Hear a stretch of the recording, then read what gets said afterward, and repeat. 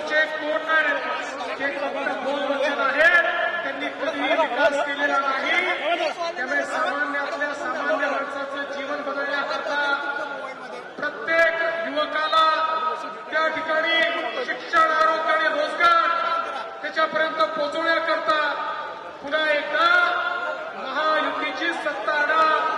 येत्या 15 तारखेला वोटिंगला जा।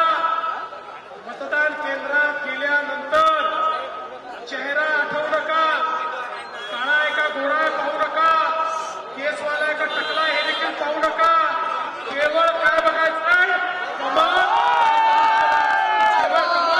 आणि जिथं धनुष्यबाण तिथे धनुष्यबाण, कमळाची आणि धनुष्यबाणाची बटन दाबा। 5 वर्षाकरता विकासाचं सगळं काम आमच्यावर सोपत्या तेवढीच विनंती करतो। धन्यवाद।